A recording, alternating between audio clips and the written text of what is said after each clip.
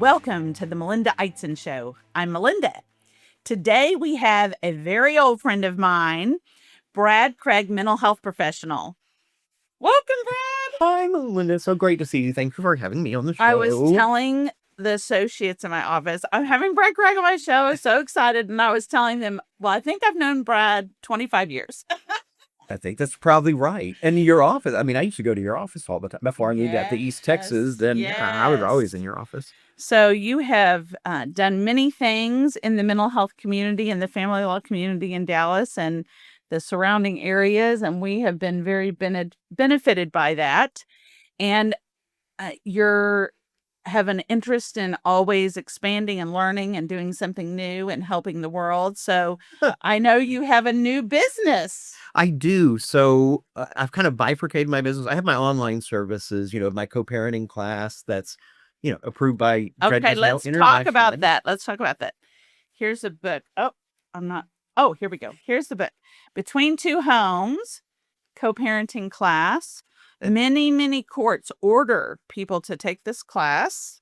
So that's actually the book, which is kind of a portable version of it. And we have a lot of attorneys and mental health professionals who order that bulk to give to their clients because it's kind of like, look, before we testify, read this book. Just, trust me, I know you think this is going to be important to the judge, but read this book, learn about co-parenting. But we also have the online class, and a lot of courts do order parents to take that class and file their certificate. And then we have... Okay, hold on. I want to tell people about the class for a second. So I've watched the whole class. I've seen the whole class. I've had many people. This is over 20-something years. You've had this class a long time. Mm-hmm. Yeah, we used to do it live. Many people who say to me, I tell them, the judge is ordering you have to take this class. And they'll be like, no. And then they take the class and they always say they are very glad they saw the class. And then they start quoting the class to me, and they use it as a weapon. They learn great what they... She's not doing it right, or he's not doing it right. I learned in the class, blah, blah, blah. You're supposed to say this. You're not supposed to do that. So it is very well received. It's fun to write a book, but then you have editors and other people who come along. And so I've had people quote my book to me, and I'm like, whoever said that's a genius. It's in your book. And I'm like, really? And then I go, look, sure enough, I did. Yeah, I did kind of say that. What's the other thing that's funny, and a lot of my colleagues are frustrated about this, is that people still take what they want to. So from the online class or even from the book. So like you're experiencing, well, I learned about this. It's like, but apparently you didn't read the chapter on boundaries because those words wouldn't come out of your mouth then.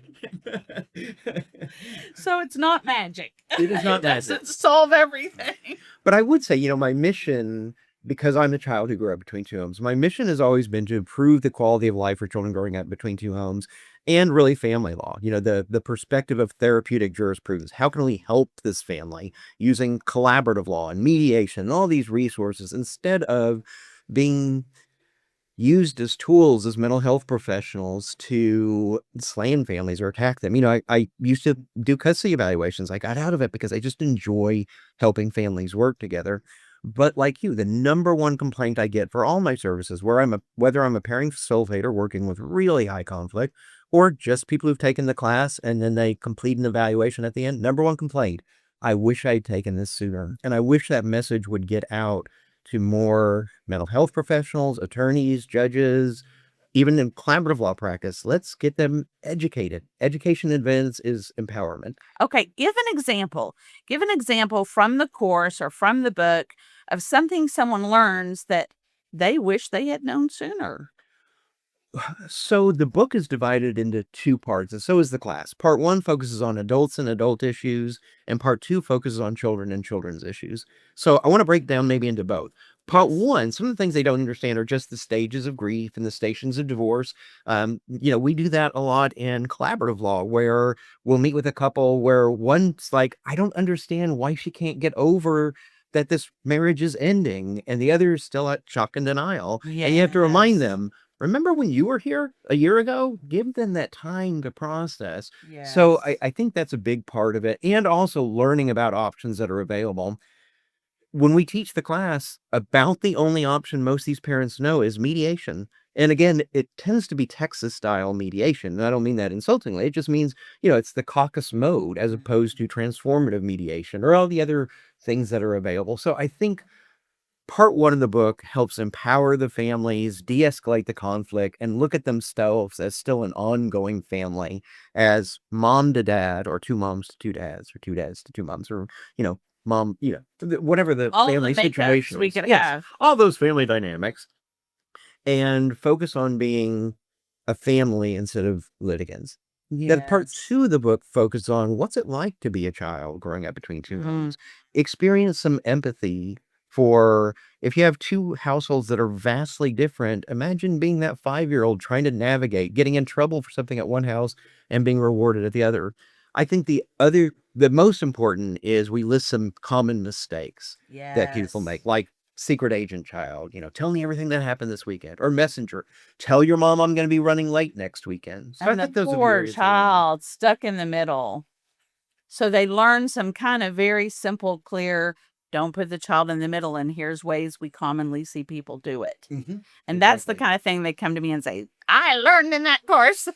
I think my favorite thing has been I teach parents not to say I miss you to the child, because a child growing up in one household, parents say I miss you, big deal. But a child growing up between two homes is more likely to feel guilty. It's like, well, I don't want to leave you then because you feel sad. And so I taught that for a long time. And we have a video that we play in the class where I interview several judges and attorneys. And I remember Judge Wells on the stand saying, for example, these clients have learned not to say, I miss you. They're meaning it well intended. I love you. But if they learn to say, I love you, I'm thinking about you, it makes me happy, then the child doesn't experience the guilt. And so that's one of the things that I love about doing this for so many years is the very consistent theme I hear from parents and professionals who've read the book is the I miss you. We're getting rid of the I miss yous. And that's a mistake you're making that isn't obvious, right? It Exactly. seems so innocent to say that. And what instead you could be is like, hey, did you have fun? I had fun. I did this.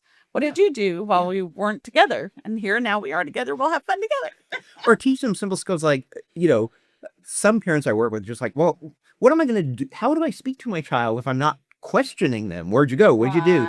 And so I try and teach them, here's a new skill. Learn to ask them about their time with you instead of their time at the other household. That way they're not a secret agent. Instead of saying, what did you have for lunch? Say, what would you like for dinner? Instead of saying, what movie did you see? Say, what movie would you like to go see? Focus more on the time with you. That's a good trick. Okay, so that's one of the services you offer. In your new business, you do parent facilitation, but you have a partner. I do. Cecilia Powers is my new partner. I say new partner. We've been doing joint PF work for about 2 years now. So when I'm appointed as a parent facilitator or she's appointed, then we work together as a team. One is the PF, one is the communications coach. And so that way they get a male female team working with them. And so we have the virtual services that's separate. The new company is now Between Two Homes Direct Services, and that's everything that we'll be doing directly with clients, whether it's mediation, collaborative law, co-parenting consultation, or with high conflict families, parenting facilitation, parenting coordination. And we'll also work for attorneys as experts, either a consulting expert or as a testifying expert. So that'll be our direct service, and we'll be doing supervised visitation and a few other things too. It's A our lot it's of our hands-on. services. Okay, well, let's go back to PF. So, for the audience, in case they don't know what parent facilitation is, I'll tell them that it's court ordered, it's in the family code. You're working without the lawyers present with the two mother, father, father, father, two parents. And it could be during litigation, it could be after litigation as an ongoing way to assist them in their communication and co-parenting. Is that a pretty good definition? Yeah. But it's unusual. I don't know of anybody else doing it as a team. So explain how that works as a team.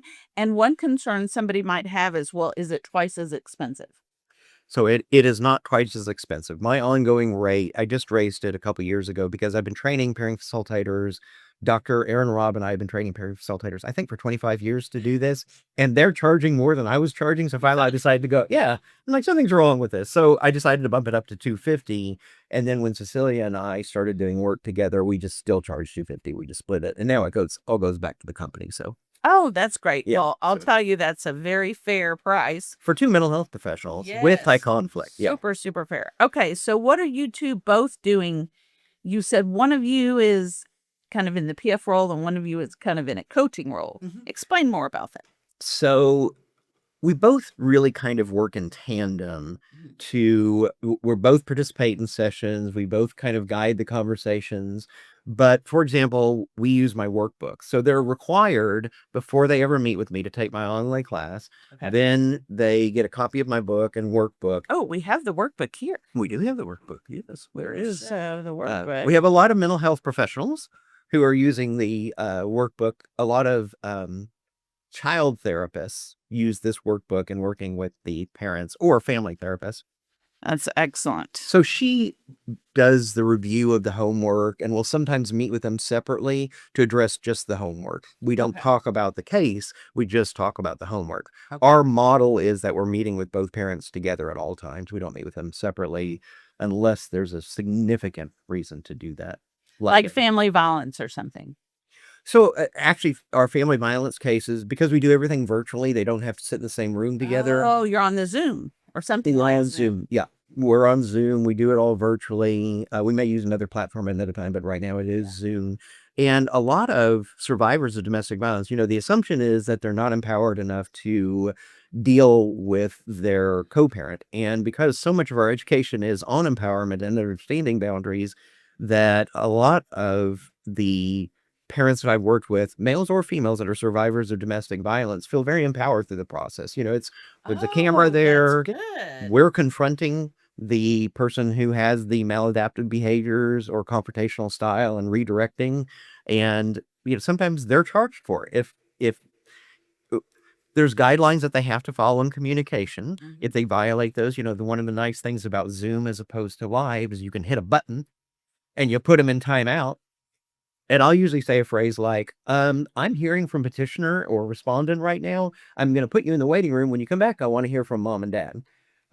And so that hopefully to cue them that, hey, they're being litigious instead of trying to act like a co-parent. Exactly. That's a great little cue. So, but I'm not the right fit for, all families. And that's what I do like about a variety of us who do parenting facilitation in this neck of the woods. I think the vast majority of us are qualified. We're parts of larger organizations and we do some differently. Some meet with parents always separately. Some meet with them always together like we do. A lot of parenting facilitators do a little combination of both. Yes. So they can figure out what's a good fit. Okay. So Cecilia, let's say she's doing the homework. And then once they go through the workbook in parent facilitation, I assume you're talking to them about some current dispute they're having.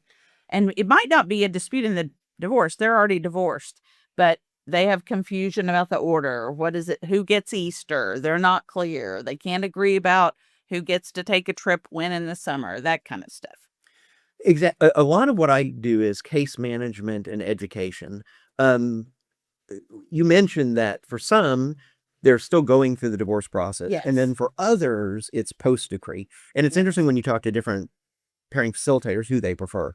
I prefer the ongoing litigation. One, because I work with the attorneys. I do sometimes have attorneys present in sessions where we're mediating those issues and resolving matters. But I also want them to be informed and educated. So maybe they avoid the final hearing because the final hearing stirs up so much dust. A lot of the families, we just had a case settled. Both attorneys sent us an email that said, thank you. It's your parenting facilitation that we believe really got them there. And that's just, how goosebumps. Exactly. Yes. And we really want that. So I like working with the families during the litigation because either they don't end up appearing before the judge, or if they do, they're educated and they're making hopefully better decisions. If not, the judges know they've been through the program. So that they often hold them more accountable. Yes. Or what do you do if somebody won't participate? That's nice when you have an ongoing litigation because I'm the case manager. I can report back to the court. There's nothing confidential, so I can submit a report to the court. Your Honor, I would love to continue working with this family, but the father refuses to participate in sessions, despite the court order that says he's ordered to be here. that there's an advantage to that. Once it's post decree, then there's nobody to answer to. You can submit a report, but it's just going to Sit there, Yeah, probably. sit there in a file. And if I'm doing my job well, Until the next round. until the next modification. And if I'm doing my job right, there isn't a modification. So with those cases, what we're doing really is just teaching them interest-based negotiation. I would say that's something that we do that may be a lot different from a lot of parenting facilitators out there. I think sometimes parenting facilitators think they become the authority Mhm. and get to dictate to the family. I don't see that as my role. I see my role as what it's called, a facilitator. So one of the tools that I use comes from our trainings from collaborative law. It's interest-based negotiation. Interest-based negotiation works very well for me with high conflict families once you're teaching them how to say things like, I propose the following. Does that work for you, or do you have another proposal?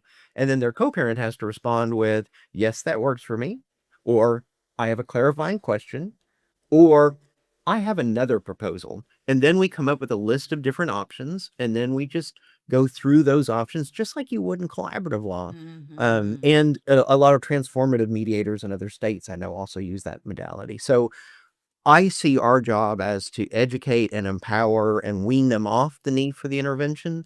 And to do that, it's to teach them to negotiate, whether they're cooperative co-parents, which is fairly rare with the families I work with, or they're parallel co-parents, or most of the families I work with move into a hybrid of certain things they're going to do parallel and other things cooperatively. And do you think you end up with a lot of the high conflict because people know you can do it? They're coming to you. You've done it so long and you're so good, you're getting the harder cases. If I could go back in time, one thing I would do is say, for every high conflict family you send me, you have to send me a collaborative law or a mediation or something, because yes, unfortunately, I have people think of me as high conflict. I remember when I first started, and Dr. Barry Coakley, who you probably know, Yes. he would introduce me like at the Dallas bar. People would, Brad Craig, who's that? He's Mr. Children in the Middle, the co-parenting. Oh, we know who you are. So people saw me as a peacemaker, an educator. Yes. Somewhere along the line, I started getting those referrals of high conflicts, and that is the majority of our business is high conflict. I also do step parent adoptions and things. I love those. I don't even make much money doing them. I just love doing something family law that's fun and people are like, see. Right. Okay. You are also an educator of other mental health professionals. I am. Tell me about your passion and advocacy in that realm. So mental health professionals can be extremely beneficial, as we know, with families. But as you know, there's been a lot of families who've been damaged by mental health professionals. Mental health professionals who don't know the law, who don't know boundaries, who want to milk clients for money, who make recommendations that have been illegal for a long time, but have been they've been unethical for a long time. They've been illegal for many, many years now, and they still are making recommendations over possession, custody, access. So one of my passions is to educate the mental health community. And I'm a part of larger organizations that also do this. And I want to talk about those groups just so viewers know who to reach out to. Or if you're a mental health professional who's going, gosh, I found myself involved in a court involved case. What do I do now? There's North Texas Fit. I'm a founding member of that group. I'm no longer a member, but North Texas Fit is North Texas Families in Transition. There's FACS, which is Forensic and Co-Parenting Services, and that's more East Texas. And then there's TAF, Texas Association of Family and Forensics. All of those people have websites. You can go to those websites. You can go to mine, and I link to them. These are all groups dedicated to educating the mental health community of, we want to embrace you, but we don't want you to damage these families. And, if we need to, we'll file a license complaint, but our job is to educate first and empower. So that's a huge passion of mine. So I'm very lucky that I have a career where I get to travel and people pay me to come speak. But I'm also a member of these different organizations that also support my work, and I'm able to brainstorm with them. I mean, sometimes I've done this a long time, and sometimes I still go, I can't believe I said this on the stand. And either I've got a group. We learn by our own mistakes. Absolutely. Luckily I'll either have colleagues who are, I don't really see the concern in that. And then I see, oh, you don't put too much into it. Or yeah, that We all make mistakes, Brad. We all make mistakes. We just try to make new ones. That's right. That's right. And the benefit is hearing their mistakes. It's like, Exactly. I would have not thought of doing that. Now that you've made that mistake, we all know not to. Thank you for Yes. biting the bullet for us. Yes.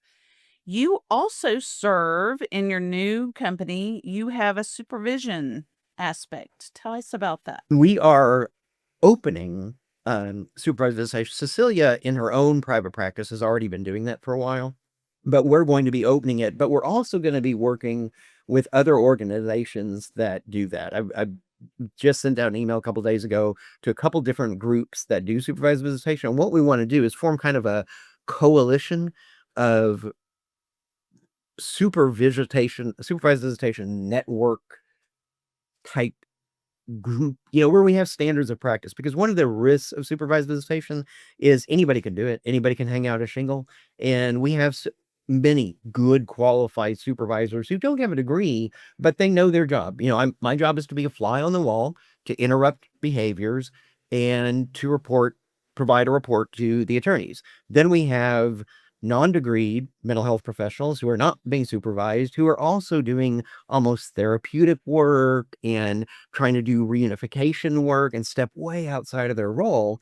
And in Texas, we don't have anything in our family code that really defines those parameters. So what we'd like to do is all get together, have a place people can go to. Look, I need a supervisor. This agency can't do it. Can you do it? But also to have kind of some standards of practice out there that says this is what attorneys and judges need to be looking for when it comes to supervised visitation. And actually, Dr. Rob and I have already created an online supervised visitation for family members. Sometimes they get appointed to do supervised That's visitation. so smart. Yeah, and they have no idea what they're doing. And they are not even given the order half the time. Yes. That at least says you need to be in sight and sound and that kind of thing. What does that mean? Yeah, exactly. So now what we have is, while the court can't order him to do the supervised visitation, the court can order them to, in order to do the supervised visitation, Grandma, you have to have this certificate of completion. That is a great idea. So it's so needed. Because there's the cost of supervision can be prohibitive for people. It can be. And so they're looking for a family member to help if they can, if everybody can agree on that person, or the court just has confidence in that family member. It's very inconvenient. I mean, supervision is inconvenient no matter how you look at it. Yes. So they don't usually last long. But to your point, it is no help if they don't know what it means and they don't do it properly. Then we can end up with a worse situation than we started with. And I want to give credit where credit is due. It was Dr. Aaron Robb who really had this idea. He does a supervised visitation center, but he's really seen this need for how do we get people educated. And luckily, I happen to have the resources for an online class. So I'm like, yes, dude, let's do this together. And I think it's not to toot my own horn. What I'll say is, because I did it with Dr. Robb, I think it's a very high quality training for, I'm Uncle Bob who doesn't, I just want to help out, but I didn't know I was supposed to be listening to every word said. So sure, they've been whispering and I just document, father whispering to child. Well, how is that protective for the child? Right. What are they whispering about? So I think it helps them feel more comfortable in that role. Yeah, they now are armed. Correct. They're armed with, this is my duty and I'm going to do it, or no, thank you. I will not be the supervisor. Go hire someone. Yeah, I realize what I'm stepping into and I do not want to do that. So you have to take a step back. Yeah. That's super smart. Yeah, they're really, I think, shocked when they realize it's more than, oh, we just are both in the same building. That is not supervision. You mean I can't go get fast food and bring it back home? Oh, yeah. Right. Oh, that's a big difference. And we could do more to help them. I mean, we do talk about it even in the class, how if you have questions about this, reach out to the attorneys or the judge. Ask, do you want direct supervision, or is this just presence supervision? In other words, you just want to make sure I'm around, that they don't run with the child.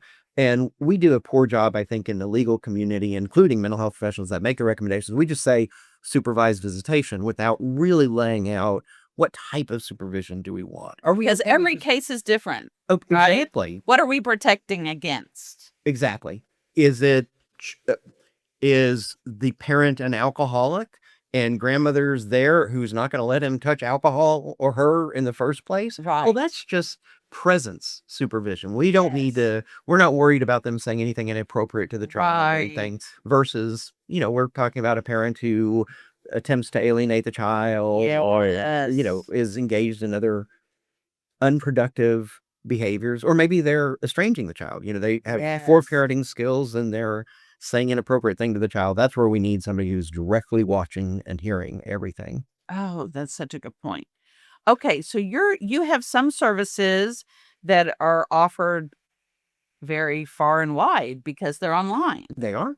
So your co-parenting class, do people only in the Dallas area or in the state, or is it beyond that? Anybody can take it. We have a lot of people who voluntarily take it. We have collaborative law practitioners who say, look, before you hire somebody, go take this class, because we do wrap up on, know that there are some alternatives that may not have been shared with you. And we have links to, the collaborative law. I always think Clitex, but the national Texas now. Yeah, but I always think of the national, because International Academy of Collaborative Professionals. Yeah, IACP. Thank you.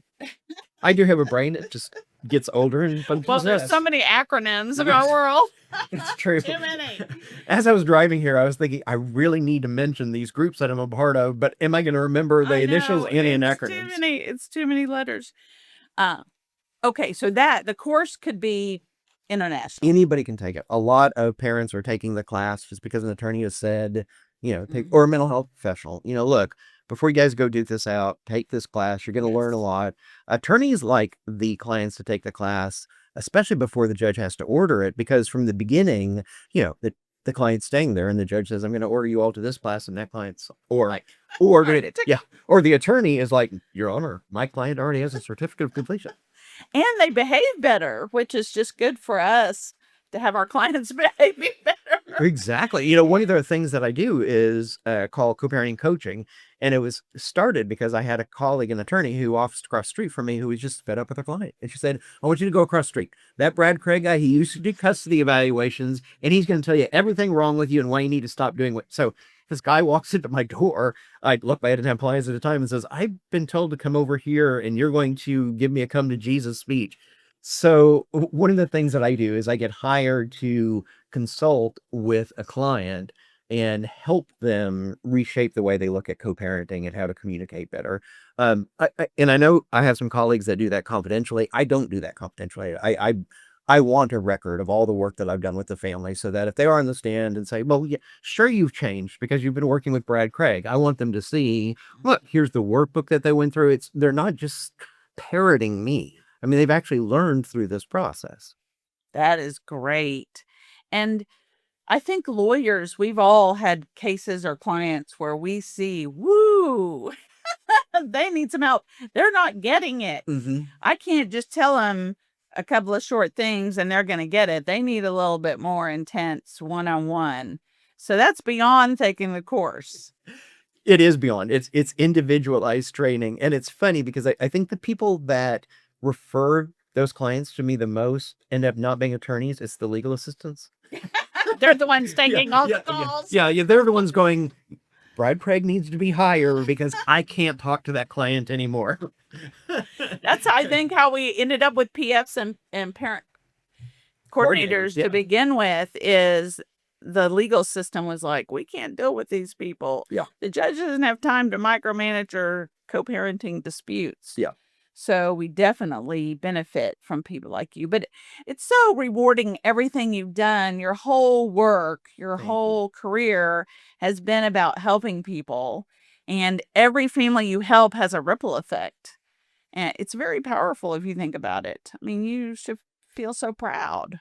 And you as well. I mean, we've been at this for a long time, and your dad was a judge. And so as we've talked about, when I started working at Family Court Services, there's a VHS video that we watched, and it was your dad talking about, how families don't need to be litigants and peaceful solutions. And hearing that as a young whippersnapper, 27-year-old mental health professional going, I like this judge. I like to meet him. Don't forget the children.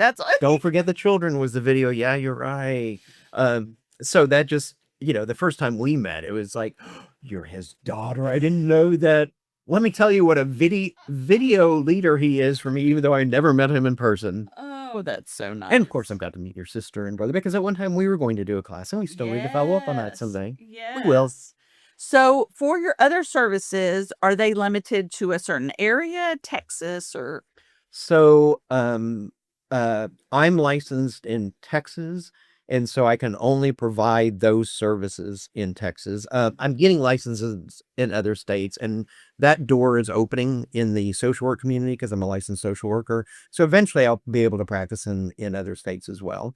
Cecilia is licensed in Oklahoma and a couple of other places too. So that door will be opening for us. But right now, basically, we can serve anybody in Texas. We get referrals for pairing facilitation from Houston, Austin, really all over. And it tends to be wherever I go to a seminar. Zoom, that's the only good thing of COVID was we learned about Zoom. It is. And I went into it kicking and screaming. Honestly, I'm like, I will never meet with clients virtually. That is not the way you do it. They see your body, you see their body, and you can demonstrate empathy and role play and blah, blah. And then COVID hit. I was like, okay, I'll give this a try. And then it's like, I don't want these people in my office anymore. I can put them in timeout. I don't have to ask them to leave. Yes. I can put them in timeout. And then I realized, wait, I don't have to have overhead. I can office from home, and nobody knows the difference. So Yes. yeah, so that was one of the benefits of COVID. And the other benefit was courts started accepting online classes before, where they Yes. only believed in live. And Yes. I It's understand. so much more convenient for the litigants. They can take your class anytime. Anytime, and they can take it in small increments. I mean, that's the thing. Yes. If people come to my live class, it may be entertaining, and I got great reviews when I presented, and I loved presenting, but I don't know what information they're taking with them. The online class, they have to pass a post test. They have to score 80%. It's not an easy test. Yeah. And for some parents, maybe they're ready for the divorce or the transition. We've got the parent that's at acceptance. So they're going to go through the course maybe a little bit quicker and focus maybe more on the section about the kiddos.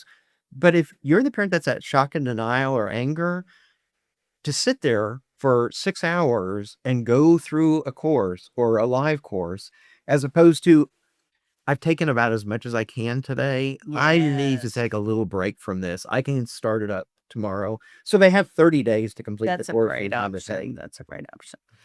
Our time is up. Oh, always too shabby.